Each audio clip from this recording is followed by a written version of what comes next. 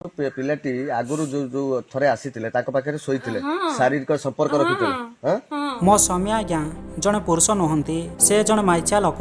ସେ ନିଜେ ମୋତେ ଶାରୀରିକ ସମ୍ପର୍କ ନ ରଖି ଜଣେ ପିଲାକୁ ଆଣି କରାଉଛି।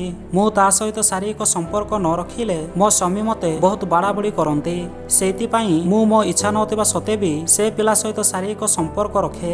ଏମିତି ହିଁ ମୁଁ ସେ ପିଲା ସହିତ 2ରୁ 3 ଥର ଶାରୀରିକ ସମ୍ପର୍କ ରଖି ସାରିଲିଣି। ତଥାପି ମୋ ସ୍ୱାମୀ ସେ ପିଲାକୁ ବାରମ୍ବାର ଆମ ଘରକୁ ଆଣୁଛନ୍ତି। ହଁ ଆଜ୍ଞା, କଥାଟି ଶୁଣିବାକୁ ଆଶ୍ଚର୍ଯ୍ୟ ଲାଗୁଥିଲେ ବି ସତ।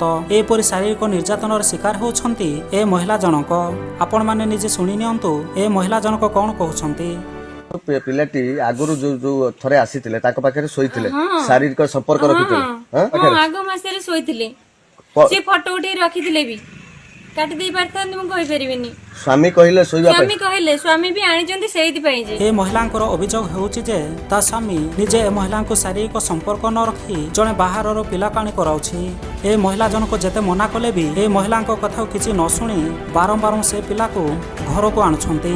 ଆଉ ସେ ପିଲା ସହିତ ଶାରୀରିକ ସମ୍ପର୍କ ରଖିବା ପାଇଁ ଏ ମହିଳାଙ୍କୁ କହୁଛନ୍ତି। ସେ ପିଲା ସହିତ ଏ ମହିଳା ଜଣକ ଶାରୀରିକ ସମ୍ପର୍କ ନ ରଖିଲେ ତା ସ୍ୱାମୀ ଏ ମହିଳାଙ୍କୁ ବହୁତ ମାରପିଟ କରି ଘରରୁ ତଡ଼ି ଦିଅନ୍ତି। ତେବେ ଆପଣମାନଙ୍କୁ କ'ଣ ଲାଗୁଛି? ନିଜ ସ୍ତ୍ରୀମାନଙ୍କୁ ପରପୁରୁଷ ସହିତ ଶାରୀରିକ ସମ୍ପର୍କ ରଖିବା ପାଇଁ କହୁଥିବା ସ୍ୱାମୀମାନଙ୍କୁ କେମିତିକା ଦଣ୍ଡ ଅତି ଆବଶ୍ୟକ? ଆପଣମାନେ କମେଣ୍ଟରେ ଜଣାନ୍ତୁ।